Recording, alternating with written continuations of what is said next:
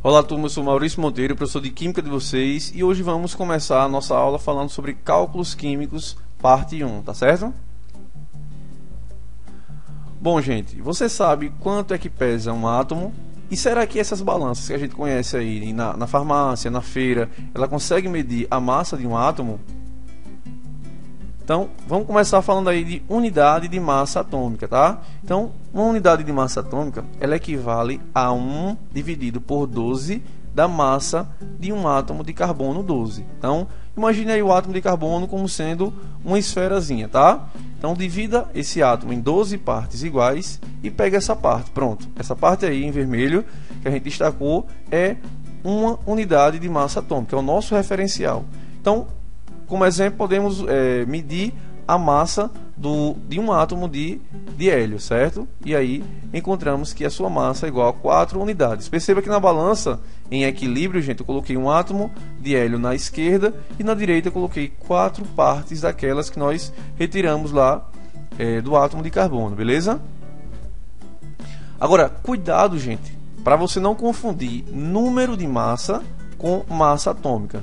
Lembre-se que número de massa vai ser igual ao número de prótons mais o número de nêutrons de um átomo, tá? Então, situado lá no núcleo, certo? E esse número ele sempre vai ser um número inteiro e positivo.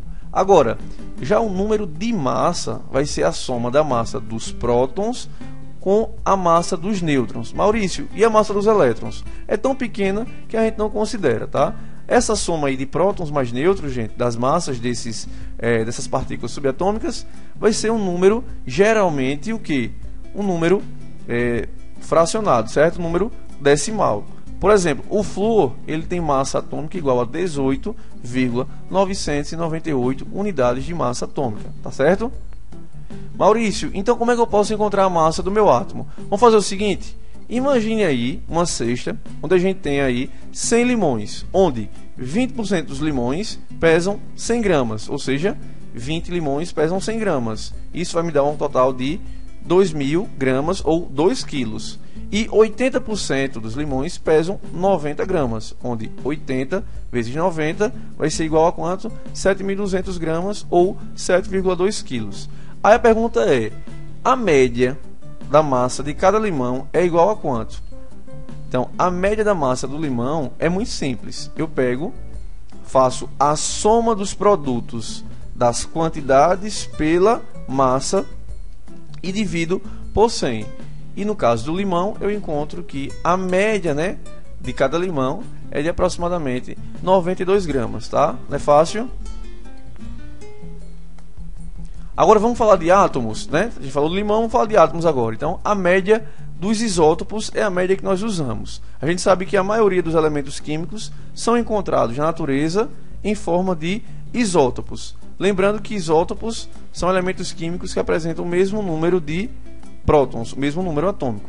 Então, imagine aí átomos de boro, onde eles são isótopos, número atômico igual a 5, e aí eu tenho que 20% desses átomos de boro tem massa igual a 10. E 80% tem massa igual a 11, certo?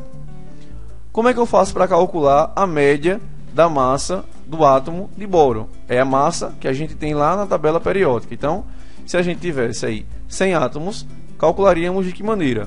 20 átomos de boro 10 seria 20 vezes 10 igual a 200, e 80 átomos de boro 11 seria igual a 80 vezes 11, que é igual a 880 unidades de massa atômica. Aí você faz a mesma coisa que você fez com o limão, tá? Fazemos lá a média, 20 vezes 10 mais 80 vezes 11 dividido por 100. E aí eu tenho que a média da massa atômica do meu átomo de boro é igual a 10,8 unidade de massa atômica. Não é simples? Muito fácil. Sabendo então, gente, a massa de um átomo, eu posso então calcular a massa de uma molécula. O que é uma molécula? Não é um conjunto de átomos? Então, é só você fazer a soma de todos os pesos atômicos dos átomos e aí você encontra a massa molecular, que é a massa da nossa molécula. Imagine então aí o HCl, que é o que a gente chama de ácido clorídrico, mas na verdade quando ele está em solução. Então, cloreto de hidrogênio e H2O, que é a nossa molécula de água. Primeiro, gente, você vai fazer o quê? Você vai consultar na tabela periódica a massa atômica de cada elemento químico. Então, o hidrogênio igual a 1, o cloro 35,5 e o oxigênio igual a 16. Pronto. Encontrou isso aí, você agora pode fazer os cálculos. A massa molecular do HCl, como só tenho um átomo de hidrogênio e um átomo de cloro nessa molécula, basta multiplicar por 1 vezes 1 mais 1 vezes 35,5. E aí eu tenho que a massa molecular do HCl será igual a 36,5 unidades de massa atômica. Você viu que eu multipliquei a quantidade pela massa de cada elemento químico, certo? Vamos lá para a molécula da água, beleza? Então, na molécula da água, atenção, é H2O. Como eu tenho dois átomos de hidrogênio, eu preciso multiplicar a massa pela quantidade. Então fica 2 vezes 1 mais 1 vezes 16. Então a massa molecular da minha aguinha, gente, é quanto? Igual a 18 unidades de massa atômica, certo? Aí a coisa começa a tomar dimensões, proporções maiores. Vamos começar a falar de pacotes de átomos, pacotes de moléculas, enfim. Vamos falar sobre mol e a constante de Avogadro. Antes de falar dessa constante, vamos falar de uma coisa que a gente utiliza usualmente, que são quantidades. Então, uma dúzia de ovos, gente, indica que eu tenho 12 ovos. Então, uma dúzia é uma quantidade. Um milheiro de tijolos indica que eu tenho 1000 tijolos. Um milheiro de tijolos é uma quantidade, certo? Então, o mol, galera, e a constante de Avogadro, ela é, na verdade, uma quantidade, certo? Sendo que antes, ovos e tijolos são coisas macros, são coisas grandes que nós podemos ver, pegar e assim contar, certo? Como a gente está falando de moléculas, a gente vai usar uma quantidade muito grande. Então, a gente utiliza o mol, que equivale a quanto? 6,02 vezes 10 a 23 entidades, tá? Isso aí é um valor aproximado, que equivale, gente, a 602 seguidos de 21 zeros. Galera, isso é um número gigantesco, tá? E aí a gente pode contar com um mol o que? Moléculas, átomos, íons e elétrons, tá joia? Lembrando o seguinte, olha, quando substituímos o U, que é a unidade de massa atômica, por grama, o valor numérico da massa atômica corresponderá então à massa de um mol de átomos, que é 6 vezes 10 elevado a 23. Sabendo isso, a gente pode agora passar para os cálculos da massa molar MM. Então, a massa molar é a massa em gramas de um mol de entidades elementares, que pode ser átomos, moléculas, íon ou elétrons, tá joia? E é representada pela letra M ou MM, como você preferir, certo? E expressa em unidade grama por mol. Vamos ver um exemplo, tá? Exemplo 01.